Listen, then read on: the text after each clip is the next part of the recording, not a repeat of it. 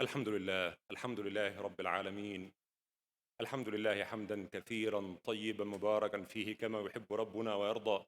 يا ربي لك الحمد كما ينبغي لجلال وجهك وعظيم سلطانك، وأشهد أن لا إله إلا الله وحده لا شريك له، القائل في كتابه الكريم: وذكر فإن الذكرى تنفع المؤمنين. وأشهد أن سيدنا وحبيبنا وقدوتنا وقرة أعيننا محمدا عبد الله ورسوله وصفيه من خلقه وخليله، بلغ الرسالة وأدى الأمانة ونصح الأمة وكشف الله به الغمة، وجاهد في سبيل ربه حتى أتاه اليقين. فاللهم اجزه عنا وعن والدينا وعن الإسلام والمسلمين خير ما جازيت به نبيا عن قومه ورسولا عن أمته. اللهم أحينا على سنته وتوفنا على ملته وأوردنا حوضه، واسقنا من يده الشريفة شربة هنيئة لا نظمأ بعدها أبدا. ثم أما بعد. My dear respected brothers and sisters, one of the main reasons why many people became atheists is what is known as the problem of evil. What makes many people do not believe in God is that there are plenty of evil in this world. And this philosophy actually grew in Europe, specifically after the World War II, when people suffered so much wars and killing and destruction and so on. It happens to us in the individual level and in the community level when we face tremendous calamity, whether it is natural disaster or death or something that really shakes us to the core. I remember when Hurricane Katrina hit, people were asking, where was God? This problem of evil actually is built on the notion that good God and evil cannot coexist. This is the philosophy of an ancient Greek philosopher. His name is Abucharus, or we call him in Arabic philosophy Abukrat. Abukrat actually presented this idea that since there are plenty of evil, there is no way that an omnipotent, good God exists. These two things cannot coexist. Since evil, illness, and destruction exist, therefore he reached the conclusion that God does not exist. And this is very much relevant to us here and now, very much relevant, especially to our youth, because atheism, as I said, started in Europe, especially after the French Revolution, and when Nietzsche and Sartre and others actually introduced this philosophy that revolves around human being. It's not around God. God is not, for them, the center of the universe. It is man. So therefore, according to them, we are ought to know all things. This month, there was a great destructive flood in Pakistan. People lost everything all of a sudden, their homes, their fields, their family members. And people sometimes ask, why would Allah allow all these evil to happen? This is very important, as I said, for our youth. We have seen actually after what is known as the Arab Spring, so many youth actually start leaving religion because why didn't God help? Where is the help of God? Why God allowed these dictators to rule over us?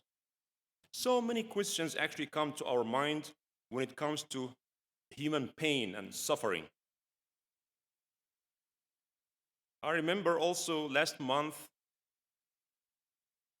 a great fire actually happened in Egypt in a Christian Coptic church when people went to pray. Men and women and families in three-story building, and there was fire and many people lost their life. They went to pray and many of them got killed and they lost family members, including children. And people ask, why did this happen? We went to the house of God to worship, to pray, and then this is happening to us. Why would God treat us this way? It also was narrated, one of the books that talk about the funny things happen from some Bedouins, that one of them went to make Hajj, and he came back from Hajj, and before he enters the city, he met one of his neighbors. He said, okay, how are you? I just came back from Hajj. What's going on? How's our neighbor? He said, once you left your house actually caught fire and fully destroyed. So again, people always ask this kind of question. Why would God treat us? Why would God allow these bad things to happen to us? Modern philosophers also said about this problem of evil as the great rock of atheism, upon which all belief systems are crushed. The famous atheists around the world actually they talk about this particular reason. This is what makes us atheists, that we don't believe in God because a good God should not allow this to happen. There are so many theologians actually address this subject, and of course we have to admit that we cannot solve such complex problems in a khutbah. It's a very complex problem. In fact, some actually said that 4,000 studies were wrote on this particular subject. If you try to find out more about the different opinions, then you'll find plenty, an ocean of studies on the subject that known as the problem of evil. Alvin Plantinga is one of the famous Christian theologians who wrote a very famous book, God and Other Minds, in 1967. Some actually call this book one of the greatest books in theology in the modern history. When he addressed this notion that God, or good, omnipotent, all-knowing, all-willing God, and evil cannot coexist, and he actually tried to prove, and he did try to prove that a good God can exist with evil. And this is what we Muslims believe in. Because he said that if God has a good, ethical, and rational reason why he allowed this evil to happen, then they both can coexist. And the question would be, why didn't God then tell us about these reasons? Why didn't God tell us why he made this evil to happen? And the answer simply, Allah subhanahu wa ta'ala addressed this point when he said, وَمَا كَانَ اللَّهُ لِيُطْلِعَكُمْ عَلَى الْغَيْبِ. Allah does not show you and will not show you the unseen, the ghaib, what's unknown to you, because your knowledge is limited. Allah subhanahu wa ta'ala told us repeatedly that the amount of knowledge we have is so limited. وَمَا أُوتِيتُم مِّنَ الْعِلْمِ إِلَّا قَلِيلًا. And we have to humble ourselves to this fact that Allah subhanahu wa ta'ala, His knowledge is unlimited, and we cannot understand fully the unlimited, because our ability to think and to imagine is so limited. Allah subhanahu wa ta'ala did not tell us why He does what He does. From our perspective, we submit to the will of Allah subhanahu wa ta'ala. As Imam Ibn Taymiyyah said, generally speaking, we know and we believe that every act of Allah subhanahu wa ta'ala has a wisdom behind it, whether we know it or not. And this is what also Plantinga actually said. The fact that you don't know the wisdom and the reason does not mean that the wisdom and the reason do not exist. It does exist, but we don't know about it. When we are asked about a subject that we don't know anything about, we say, I'm sorry, I don't know. I did not form an opinion on this subject because I did not study it enough. Right? And that's fair. Scholars do this. When you ask a scholar about something that he never studied, he will tell you that I don't know, I don't have an opinion because I did not study this subject enough. How could we imagine that we understand fully the wisdom of Allah subhanahu wa ta'ala? Our knowledge comparing to Allah's knowledge is like a drop of water in an ocean. And we have to admit and believe in this. Allahu ya'lamu wa antum la ta'lamun. We cannot fully understand the wisdom of Allah subhanahu wa ta'ala. What appears to us also to be pure evil could be actually good, but we see only the evil part of it. And Allah subhanahu wa ta'ala told us in Al-Quran Al-Kareem, وَعَسَى أَن تَكْرَهُ شَيْئًا وَهُوَ خَيْرٌ لَكُمْ وَعَسَى أَن تُحِبُّوا شَيْئًا وَهُوَ شَرٌ لَكُمْ وَاللَّهُ يَعْلَمُ وَأَنْتُمْ لَا تَعْلَمُونَ. This is the value of faith. You may love something that is harmful to you, and you may hate something that's very useful to you, and Allah knows, and you know not. This is what protects us from having doubt in Allah subhanahu wa ta'ala, or questioning Allah subhanahu wa ta'ala. لا يسأل عما يفعل وهم يسألون subhanahu wa ta'ala. The story of Musa and Al-Khadr in Surah Al-Kahf, which we recite every Jummah, actually reminds us of this fact. What appeared to us to be pure evil is not as evil, as bad as we may think it is. We all know the story, I assume, when Musa alayhi salam was told that there is someone who has more knowledge than you. So he very humbly, he went to this righteous man that Allah subhanahu wa ta'ala told him about, and he told him that, would you allow me to kindly accompany you to learn from you? And what this teacher, the teacher of Musa al-Kalim, who received the wahi from Allah subhanahu wa ta'ala, he became a student of knowledge and humbled himself to his teacher. And his teacher told him that you will not be able to understand what you are going to see. إِنَّكَ لَن تَسْتَطِيعَ مَعِيَ صَبْرًا. He said, Inshallah, you'll find me patient. I will never disobey you, but just try me. We know the story that they went in the boat, and this boat is owned by poor people.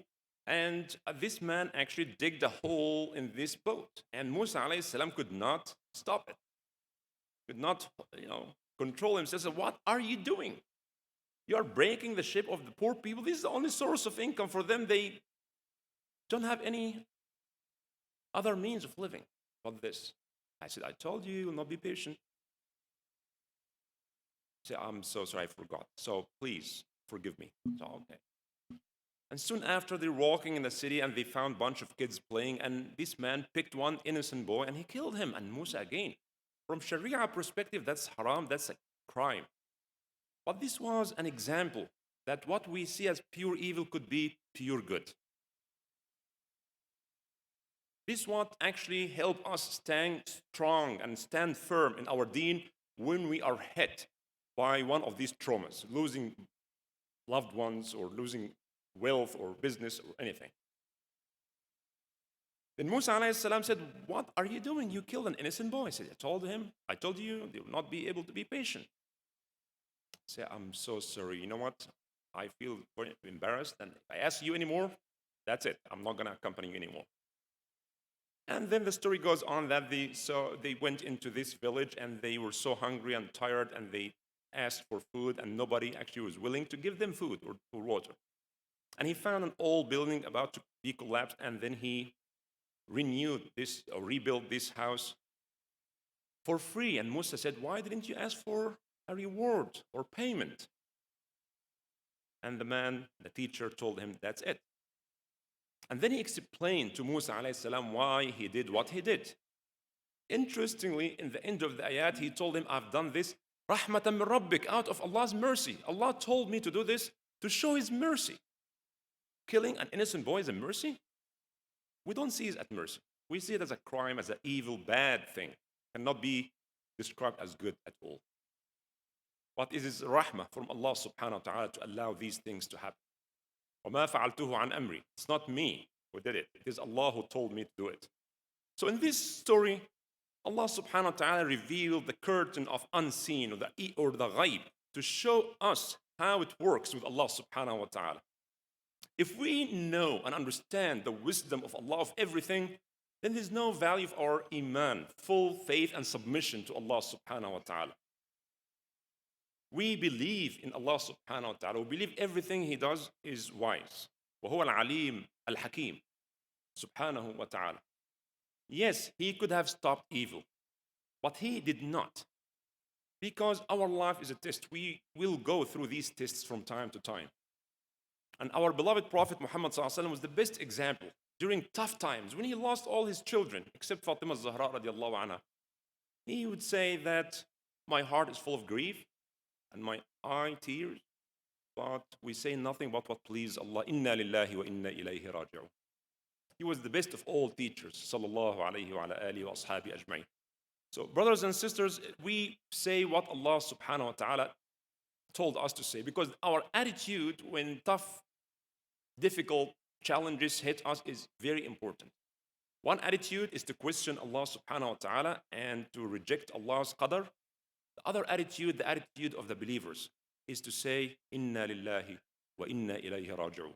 These are not just words, they are very meaningful words. We say it from our heart, that we belong to Allah and our final return is going to be back to Him subhanahu wa ta'ala. He does what He wants. فَعَالٌ لِمَا يُرِيدُ. In this life, we'll see so many things we like, so many blessings, and we also will face some challenges.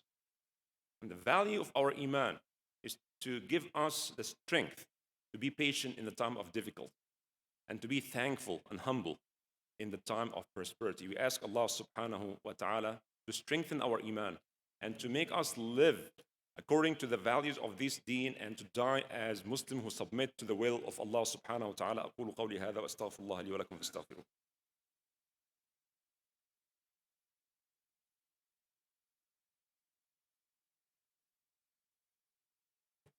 الحمد لله رب العالمين الحمد لله حمدا كثيرا طيبا مباركا فيه كما يحب ربنا ويرضى إن الله وملائكته يصلون على النبي يا أيها الذين آمنوا صلوا عليه وسلموا تسليما اللهم صل على محمد وعلى آل محمد كما صليت على إبراهيم وعلى آل إبراهيم وبارك على محمد وعلى آل محمد كما باركت على إبراهيم وعلى آل إبراهيم في العالمين إنك حميد مجيد. Brothers and sisters, before I conclude, Alhamdulillah, I have the honor to be the principal of Sunday school since last year and this year, inshallah. So I just want to say a few words about the importance of Sunday school. I also am a professor of Islamic studies at Auckland University, and I see many Muslim students who take Islamic studies courses, and many of them tell me that all what they know about Islam, they learned from the weekend school. Especially for our children who do go to public schools, and we all know what's going on now. Having a weekend school is very essential, very important. It's not luxury. I know many children do not like to come to a weekend school, but so many studies have been done that shows the importance of having a weekend school, especially for our children who do not go to Islamic school. So, alhamdulillah, the number is increasing this year. We are trying to create this balance between having high quality educational programs and classes, at the same time filling the Sunday school with plenty of fun. So last year, the slogan was Sunday school is cool. So we're trying actually to attract our youth to come to the masjid, to connect themselves with the house of Allah subhanahu wa ta'ala, and to build a Muslim network. So very important. What they learn from their teachers is very important. Equally important, having Muslim friends and being in a Muslim environment. That's very essential. So again, if you have children from 5 to 13 years, inshallah, try your best to register them in the Sunday school. Alhamdulillah, the number is increasing. We have, mashallah, very qualified teachers, very nice and fun programs. We are planning field trip, special lunch every month, and we have presentation day also every month. So we have Eid and Ramadan party. So inshallah, we are trying to make Sunday school fun. So please do some effort to register your children, inshallah, as I said, from 5 years old to 13 years old. اللهم إنا نسألك الهدى والتقى والعفاف والغنى اللهم إنا نسألك رزقا طيبا وعملا متقبلا اللهم أصلح لنا ديننا الذي هو عصمة أمرنا وأصلح لنا دنيانا التي فيها معاشنا وأصلح لنا آخرتنا التي إليها معادنا اللهم اجعل الحياة زيادة لنا في كل خير واجعل الموت راحة لنا من كل شر يا حي يا قيوم برحمتك نستغيث أصلح لنا شأننا كله ولا تكلنا إلى أنفسنا طرفة عين ولا إلى أحد من الناس يا رب العالمين اللهم اشفنا واشف مرضانا ومرضى المسلمين وارحم موتانا وموتى المسلمين وانصر الإسلام وعز المسلمين برحمتك يا أرحم الراحمين اللهم لا تدع لنا ذنبا إلا غفرته ولا عيبا إلا سترته ولا هما إلا فرجته ولا عسيرا إلا يسرته اللهم أحينا على الإيمان والإسلام وتوفنا مسلمين والحقنا بالصالحين برحمتك وفضلك وكرمك يا أكرم الأكرمين وأرحم الراحمين وصلى اللهم على سيدنا محمد وعلى آله وصحبه وسلم وأقم الصلاة.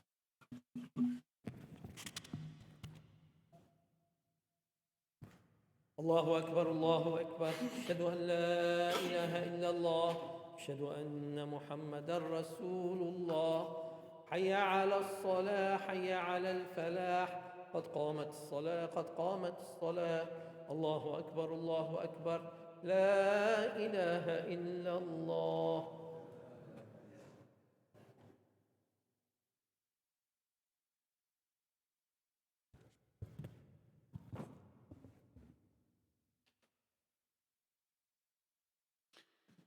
استقيموا واستووا رحمكم الله.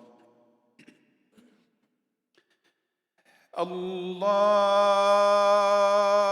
أكبر.